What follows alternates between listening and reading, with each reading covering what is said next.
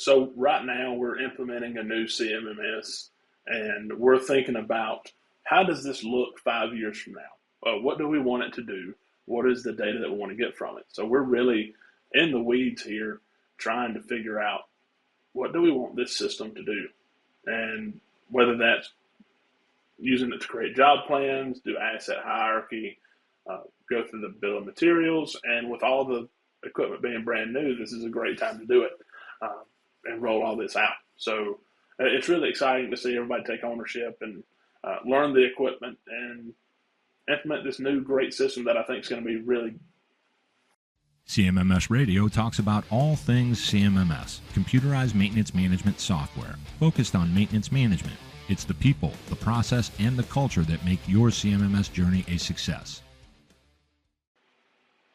Thank you for tuning in, everybody. Today we got a very special guest, somebody I've been trying to get together with for quite a while. It's Trent McJunkin. He is Facilities and Maintenance Manager at Oshkosh Defense. That's out in Spartanburg, South Carolina.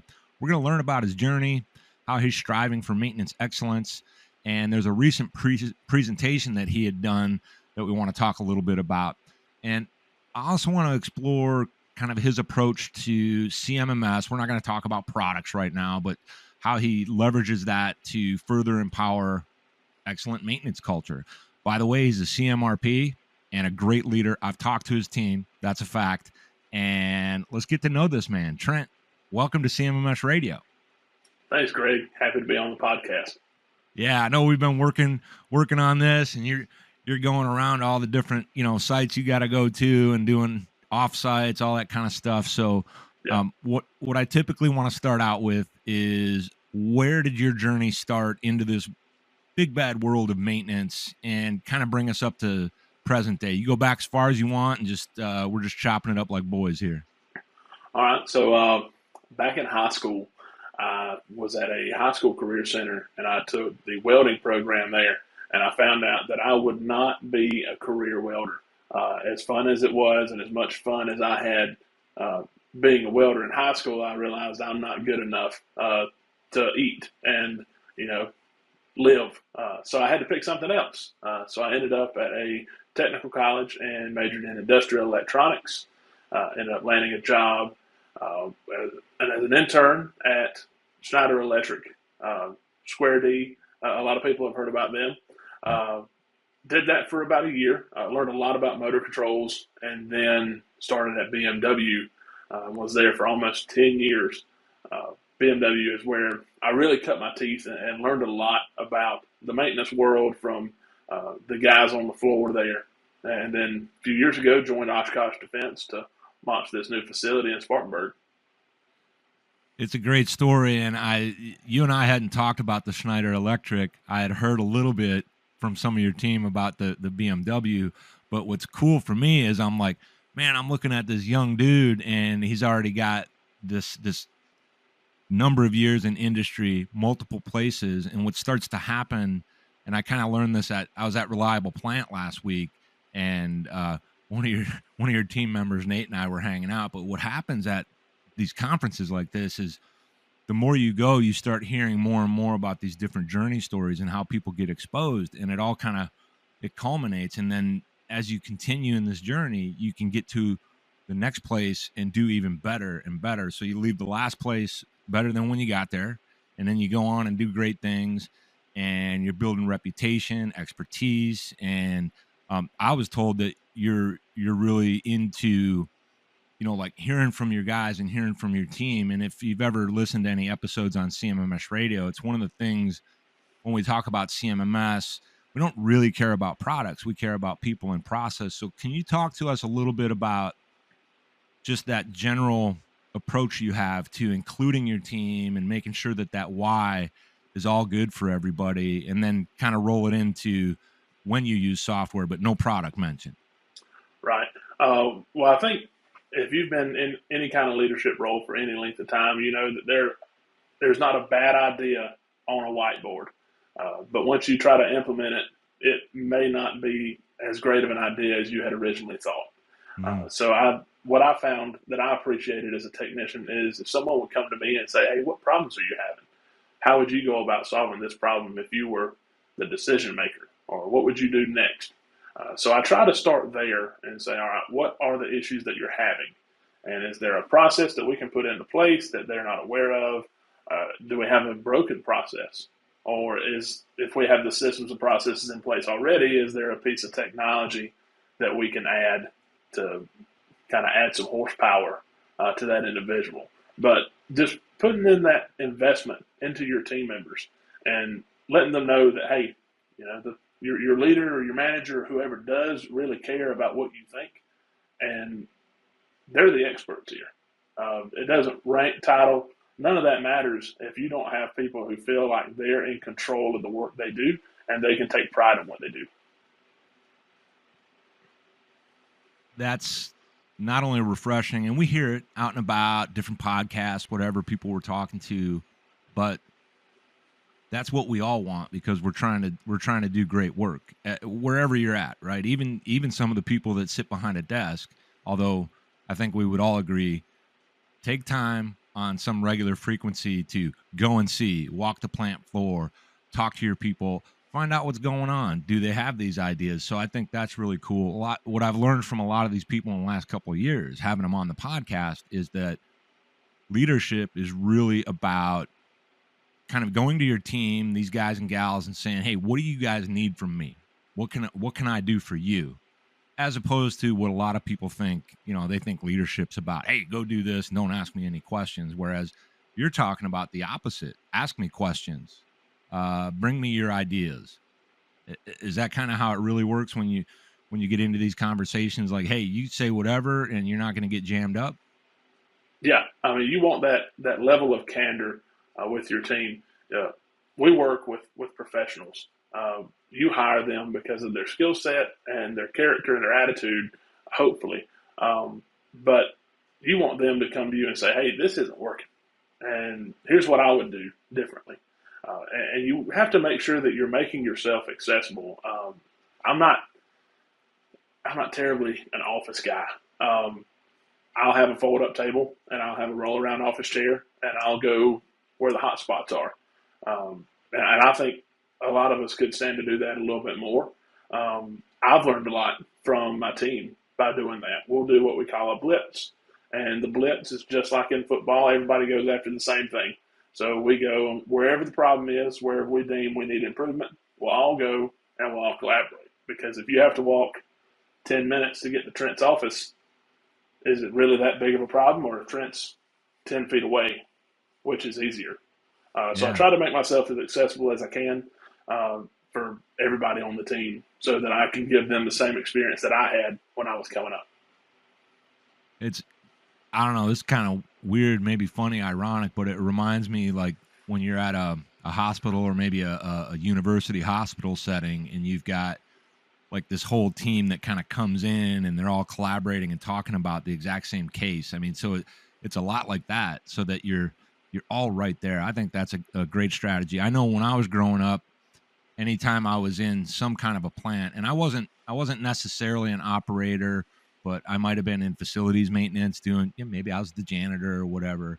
And you would see sometimes, like if there was a shop foreman or someone in charge, they would have an office right there, like right there where all the action was happening, so that they could easily walk out and their door was never closed. They might have a big old piece of glass so that they can see what's going on. So I dig that. What are you able to tell me about the new Spartanburg site? You've been working on this for a little while, and I just want to hear about some of the things you're excited about and some of the goals you're trying to, achieve, and a little bit about that. Could you share a little? Absolutely. So if anyone is familiar with Oshkosh Defense, they've probably heard about them from their military vehicles. They have a rich history of building great military vehicles. But with my facility in South Carolina, we're actually building the next generation delivery vehicle, and that is going to be the successor to the LLV for the U.S. Postal Service. So It's really cool. It's a great truck. Looking forward to seeing it on the road. It can be a fuel-efficient internal combustion engine or a zero-emission battery electric vehicle. So we're doing a little bit of everything there. but I was the first employee at the plant, first local hire anyway. So I've seen it come from nothing to a functional automotive plant. And just the things that I'm excited about are the things that I was excited about in my original interview. I told them I want to build the absolute best maintenance organization you have ever seen. And that starts with the character and the attitude of the people that we put in the seats on the bus. And I get to watch that play out every day. And I'll get to watch this team grow and take ownership of what we've built. And I love it. Yeah, I can tell, and I know we know some people in common in different parts of the industry that were there when you did that presentation. That was somewhat recently, so I kind of want to switch gears to that. What was that presentation about, just generally? I mean, I think that's for the people that were there, but maybe if you could give us just a little taste and flavor of what that was and why it matters. Yeah, so the presentation was on mentorship and the importance of mentorship in a maintenance organization. And where I really came up with that was I was very fortunate to be exposed to people who were in the industry for longer than I had been alive whenever I began my journey at BMW in maintenance. And they took time out of their schedule and didn't owe it to me, but took time to pour into me and invest in me and help me understand things that were so far out of my scope, and really took that time and to build me up. And it wasn't someone at a super high level. It wasn't someone in HR. It wasn't a trainer. It was the guys who were turning wrenches right beside me. And a lot of times those people don't get the credit that they deserve, but I always wanted to do something so that I can pay it back. If there are people like that who are really pouring into people, training people, showing them everything that they know, I want to make sure that I create some kind of environment, some kind of team that just fosters that. You're better because you were on this team, and not because any of us are superior leaders, just because we put you in an environment to thrive. We put you in front of obstacles that you're able to overcome, and we give you the skill sets. We equip them, we empower them, and they're just off to the races. Yeah. Again, this is what we're trying to constantly put together, and a lot of people that I talk to or that I'm hearing stuff, whether I'm at a conference, chopping it up with you, Nate and I have talked about it, Brian Bieski and I have talked about it, all these other people, a lot of experts kind of help me in a similar way. They give me insights that I might not otherwise have to help make me better, not necessarily to get anywhere, but so that I can understand more and more about what y'all are doing out there and what's really happening out there. So if we switch that over back into kind of CMMS, not products, but like generally speaking, what is your strategy around how you have team buy-in before you make these choices and start deploying solutions? What are some of the strategies you've incorporated there to make sure that they're going to be, for example, open to the change of maybe a new system, or open to learning about how they could better leverage a system that you might have regardless of what it is? Do you have any strategies around that have worked? Yeah, I think the first thing with any kind of change, you have to kind of call out the elephant in the room and create that awareness around, hey, this is broken, or it's not what we need it to be. It's not saying that it's terrible, but there's a better way. You have to create that awareness and then show them that there's a better way. And you do this in mentorship or with a CMMS implementation, it's all the same. Hey, there may be a better way. And then those gears start rolling in their head and they start saying, hey, maybe this isn't the best thing going. Maybe there's something better out there. And then you present what you think may be the best solution, and it eliminates all those friction points. If you have someone who's struggling working on a particular piece of equipment, you step in as their mentor and try to eliminate the friction points and work them through that. If you have a CMMS that you want to improve on, you figure out where in the process of this CMMS are the friction points. Is that customer support? Is it the lack of an inventory module? Is it dashboards? Whatever it is, just figure out what are the friction points for your company or your application, and then just work from there, just like you would if you're training a technician. Yeah, And then a follow-up question there would be, how important is it in your view, and maybe you can also speak for your team, that the organization you work with, when it comes to a CMMS platform, understands what you do. They've done your job. They've been in those situations, whether they've turned the wrenches, walked the plant floors on a regular basis, solved all these problems, made all the mistakes. How critical of a component do you think that is to your success at the Oshkosh Defense Spartanburg location when it comes to not just the deployment of the software, but the thriving of the team and getting on this kind of road to continual process improvement? I think you have to get that buy-in early. I think once you create this is our CMMS, this is our team, this is our plant, and we're responsible for the success of it. You can get that down to even the most entry-level person on your team. And there's a lot of things that go into implementing a CMMS or improving on the one that you have, and that ability on the technical side, there's something that everyone can contribute. And the more you get them to contribute, the more they're going to take ownership of it, and the more they're going to learn their equipment.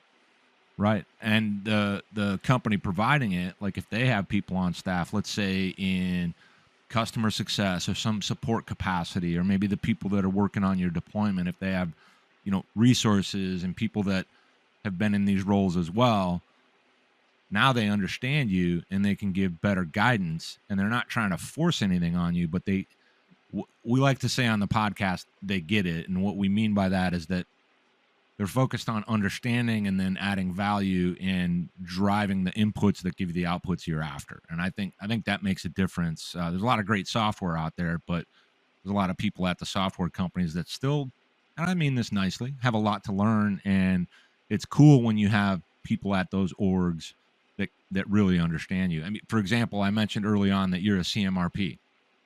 And what I learned probably within the last 2 years, a couple of years ago, a little bit less maybe, was one of the central kind of tenets of being a CMRP is to be a net contributor, which kind of goes back to like your mentorship, paying it forward, and how these other, let's call them, either icons, mentors, leaders, they kind of pour into you because they know what that's going to do. We've got this big thing. I'm leading up to this where I wanted to ask you about the skilled trades gap and whether that's a factor for you that you've seen either right now or you see it coming, or you've been dealing with that, the skilled trades gap, not finding people that are interested in industry. What do you got to say about that? Yeah, I think right now where we are, we're fortunate to be in a great automotive hub in this part of the country. But at the same time, it's really hard to find people who are passionate or even interested in the skilled trade field.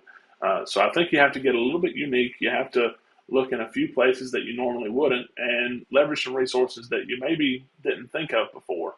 And to start looking at some folks maybe in the high school realm and try to market that like you would market a product. People think of a skilled trade and they think dirty, gross, I'm going to sweat all day, and that may be true, but there's a lot of value that you can get, and I can tell you 100% that it's so fulfilling, and I can't imagine myself doing anything else except working with skilled trades people. Love that. So this is a true story. So I come back from the I can't talk today, the Reliable Plant Conference, which was last week, and then we've got a little AC problem. So I'm messing around. I'm trying to figure it out. I'm no HVAC tech, right? But I've learned a little because last year there was a problem. And when these guys and gals come out and they're working on it, they'll actually show you what they're doing, explain what this means and that means. It's really awesome. I'm always thanking them. So we got this unit that's out, and I'm talking to the guy yesterday, and we're talking about the skilled trades, and I come to find out that he works at a local community college teaching HVAC tech. And so I'm going to try to have him on the podcast because we talked about exactly what you were just saying, where the trades, skilled trades, and it doesn't have to be in manufacturing and maintenance only, right? It could be, right. You could be working in a smaller manufacturing facility. Maybe you're making products out of wood. You're manufacturing beds, water beds, bunk. Nobody has water beds anymore. Bunk beds, stuff like this, right? Or some other trade, and it's so fulfilling. I mean, carpet cleaning, anything like this. You're doing real work. You're making a difference. You're making places safer. They look better. They're cleaner. They're healthier, and on like this. And I think this actually connects well into all environments, especially manufacturing, because so many people think that stuff doesn't matter. But our point was, when we were having this discussion, this was last night, was, are you seeing a problem with high schools not having shop classes, high schools not doing these, kind of career days or evenings where they're bringing in someone from skilled trades and talking about how great it is? I think it's a big deal. Do you ever try to leverage anything like apprenticeships, or is that a bit of a challenge just because with, who and what Oshkosh is, you can't necessarily do that? I'm just curious. So we, in the future, I'm sure we will have apprenticeships. With us being so new, it's kind of hard to get that started on the skilled trade side until you have kind of some processes and some buildings in front of you. But we're always wanting to invest in talent. When I was at BMW, they had an apprenticeship program called the Tech Scholars, and the vast majority of your technician force came from that program. It's a good way to, I'm going to say, home grow, your talent, because a lot of times they're not going to wash out, they're going to stick. And then 5-10 years later, now you're up here, or you're at another Oshkosh plant doing that turnaround yourself, which is super cool. And now they're there. That would be cool. I want to keep in touch on that. Now, as much as I want to do like a full-blown hour or two episode, I want to get to a couple more of these questions because it's Friday. You're ahead of me time-wise, so I want to knock a couple of these things out. So when it comes to trends in the industry, manufacturing, maintenance, it could be facilities or the production that you're working on now, are there any trends that are happening right now that you're concerned about, not counting the skilled trades? I think one that's always concerning is AI and the use of technology. I think a lot of people think that's this easy button or a silver bullet when it's really just another tool. I think a lot of people can say, all right, let's go with more automation, more AI, more cool things. And if you don't have a good process or system in place before you try to use those tools, you're just going to have a more complicated, larger problem than you had when you started. And I think that's where I try to always think, all right, let's start with ABC 1, 2, 3. If you don't have good foundation with your system, just because this new shiny tool is there doesn't mean that it's the best thing for you just yet. Yeah, great tools are great tools, but it's all down to who's using them and how they're using them and why they're using them, right? Right. So now we're back to this ongoing thing. Like when we look at what's really happening out here, people still need to focus more on the culture and the people and the process, and then the technology plays if and when it's supposed to play. Right. Yeah. Deming said, a bad system beats a good person every day. And the first time I ever heard that quote, I thought, that is so spot on. That is so accurate. And I try to apply it everywhere. It doesn't matter how good this technician is or how good this cleaner is or how good this HVAC technician is. If we put them in a bad system, they can't outperform the bad system. So it's on us to figure out what are the friction points within that system. Yeah. And eliminate those. And that's where you get to that efficiency, which is, it's not just a buzzword. Right. It's an actual thing. It's got a lot loaded inside of it, and the culture is going to play. And I think that's really good stuff. And we keep talking about it because we need to, because it hasn't permeated everywhere, and that's going to take forever. So we just keep talking about it and getting people ideas. If one person hears this and says, wow, I'm going to go look up that quote and start carrying that forward and really try to understand it, that's going to make an impact. It really will. It really will. So as far as trends, what about things that you're excited about, like things that you see happening now or what might be coming that get you excited and you're really looking forward to it? Let's see. One thing that I think is really exciting is on the other side of that coin is more robotics in areas that we don't see. Um, I'm all about getting a demo for uh, auto lawnmower uh, or a auto floor scrubber, auto vacuum, or even a spot robot dog from Boston Dynamics. Uh, Yeah. there's always something new. There's always something that's really interesting, and there's going to be a time for all of those to kind of come into fruition and be commonplace. So I love seeing what's on the cutting edge as far as uh, the robot side of the world. Um, who's doing what? Who's doing this cool thing? Uh, and I don't want to be on the very cutting edge of that, but I want to see what's the right tool when, and deploy that and kind of help my team members grow with that technology. I like the way you said that because so many people are afraid of like AI and other technologies, taking their jobs. And when we talk about, robots or cobots that are going to help, it's really more about augmentation and empowering your team. So the way you said it was really framed well. I just wanted to kind of shout that out real quick. I appreciate that because people are worried about it. And there's people that have the opinion, yeah, it is going to take your job. But then I'm saying, yeah, but it's going to create you a new job.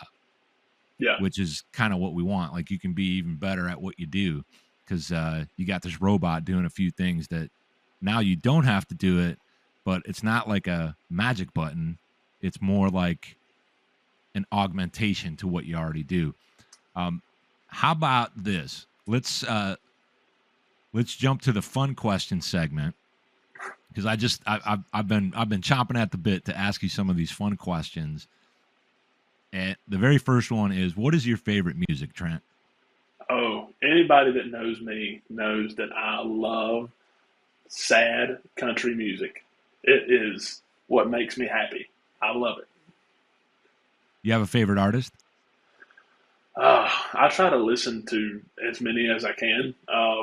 One of my friends, he's a songwriter, so I listen to his stuff a lot. His name's Jarrett Forrester. It's a great guy. Maybe you'll hear him on the radio someday. I hope that you do, but he's a great songwriter. Yeah, I'll put something up about that so people can check him out. Now, the next fun question is, what is your favorite sport or hobby? And on sport, it doesn't have to necessarily be one that you play. It could be one that you like to watch and kind of support. Let's see. I've always loved football, college football. There's not a pro team in South Carolina. We sometimes claim the Carolina Panthers, but they haven't been good in their existence except for a couple of seasons. So college football is big here. So I really enjoy watching college football when I can. And also, I'm a huge nerd, so I'll read a book. I'll take a book on vacation. I'll listen to audiobooks when I travel. If I can learn something, that's really what I enjoy. Yeah, you listen to podcasts too. Yeah. CMMS radio is a great one. Thanks for that, man. So here's the big one, and none of these have any wrong answers. This is more to get to know you and understand some of these kind of philosophies you've thus far developed in life that might continue to evolve. But what is your philosophy, approach, or opinion when it comes to work-life balance? I don't think it exists. I don't think you can separate the two. I think you get more frustrated trying to separate the two than you do just understanding that if you embrace both and you have this cohesiveness with both, it's going to be better. I enjoy what I do. And I think you have to find work that you enjoy, something that gets you up every morning that you get excited about and you love it. You have to enjoy the people you work with, and there has to be a goal. And then outside of work, you have to have a life that you love and you enjoy, and there are things that you do outside of work that you're just as passionate about. And I think that gives you some cohesiveness. But I've tried the whole work here, life here, and they never touch. And I haven't been able to figure that out. So I don't think it exists, work-life balance. I think there's just a cohesiveness that has to happen. I like that. And I think other people might too. And it just gets people thinking, right? One of the things I've been talking about a lot lately is it's two things. One, I don't know why they call it common sense, because I don't see it very often. 2, critical thinking should be really high on the endangered species list. So I want to switch back into, the work side of things. I did the fun question segment a little bit early, and I want to ask you, when it comes to your new site and you're kind of on this precipice of what's coming next, is there anything that you could share for us, like what's coming next for your particular site as you carry on this journey to really be the best when it comes to being a manufacturing facility? So right now we're implementing a new CMMS, and we're thinking about how does this look 5 years from now? What do we want it to do? What is the data that we want to get from it? So we're really in the weeds here, trying to figure out what do we want this system to do, and whether that's using it to create job plans, do asset hierarchy, go through the bill of materials, and with all the equipment being brand new, this is a great time to do it, and roll all this out. So it's really exciting to see everybody take ownership and learn the equipment and implement this new great system that I think is going to be really strong for us. Yeah, I have my own opinion that I think it's going to be, and I think a lot of that comes back to everyone that's involved. And one of the things I used to have is you'd be part owner of a CMMS, and a lot of times I'm saying, look, it doesn't necessarily matter what you have. You can use just about anything, but when you have those friction points you've been talking about today, those need to be identified and eliminated. And when you have an organization providing said solution that understands you, that gets you, that's been there and done your job, now everybody can kind of keep moving in that same direction, and you don't get that resistance. And again, I want to be fair to all the companies out there where they might be working on that. They might be learning from their clients, and they might be better tomorrow. And I think that's what they should all be trying to do. I think everybody should focus on client relationships to get their outcomes so that they can then get their own. So what I'm talking about is that elusive win-win. And everyone's like, Greg, you're always saying that. And I'll tell you right now, I'm always going to. That's the actual game. That's the actual goal, and it never stops. And Right. it's kind of like what you were talking about, work-life balance. Is it a thing? Well, Trent says, no, it's not a thing. You just keep rolling and going and mind your P's and Q's and do things that make you happy. Well, we got to do that in our environments when we're trying to do this. And the software itself is a tool. If you got people that are going to adopt it, use it, and participate, and the people you're working with on that side and within all get it, now we got a real shot at doing something great. And I want to keep this going so that we can kind of get some periodic updates if that's going to be allowed. And so first of all, I want to thank you, Trent, for being here with me on CMMS Radio. If people want to get in touch with you, I would suggest that they find you on LinkedIn and just reach out, start their own conversation. But again, man, thank you for the time. This has been really brilliant. Absolutely. Thanks for having me, Greg. This has been a lot of fun. Oh, yeah, indeed. Are people allowed to know what solution you've chosen, or is that not allowed? 100%. Yeah. Yeah. I've known Ryan for 5 years, so I'm all about supporting them. I know what they're about. I've known them for 10. So everybody, in case we use this later, see that hat right there? Let's give these boys a shout out, Trent. Who are you working with right now? We're working with Upkeep. We went through several conversations with a lot of people, but I just went back to what my gut told me would be the best. If you want to be the best, you have to partner with the best. And who's doing it better than Upkeep? I don't know of anyone. And one of the things I know about that overall process when you're on this search and you're looking at all these different companies, a lot of good companies, a lot of great companies. Yeah. And when people ask me, well, what should I look at? First thing I want to do is, well, who are you? What are you? What are you trying to do? Where do you have these problems? And then when they tell me, I say, well, why do you think you have that problem? Have you suffered this, or this? And then we want to find companies that I keep talking about that get it. Like they've got CMRPs. They've got, I've talked about Brian Bieski. He would have been on my panel or on my podcast if he worked anywhere. I don't care. But having him over there and what they're doing with all the ambassadors, I'm an ambassador, but there's a full lineup so that they understand everything. We got all these different people that are ambassadors, so it makes a difference. And I appreciate you sharing that. So what we want to do is eventually, get some periodic updates, because what matters to me are these outcomes and that you're really thriving. Like, I want you to always know you can let me know how things are going. I'll help if I can, or I'll hook you up with the people that can. And that's just because. Yeah. So I appreciate that little bit of a reveal. This episode is sponsored by Upkeep, purpose-built for maintenance, reliability, and operations teams. Our mobile-first CMMS and asset operations management solution puts work orders, inventory, and asset info in the palm of your hand. Designed for ease of use and adoption, Upkeep aligns your team for peak business performance. Transform your operations, transform your success with the multi-platform solution of Upkeep. Visit upkeep.com/CMMS radio to receive a dedicated custom discovery session. Did you find this episode helpful? Please send us some feedback, suggest a topic, or ask a question. Reach out to CMMS Radio if you need a co-pilot on your CMMS project. Visit cmmsradio.com and use the What's on Your Mind link. Thank you for tuning in to CMMS Radio, your resource for all things CMMS, from selection to implementation, to help you make better choices, learn from industry experts, and have a successful CMMS journey.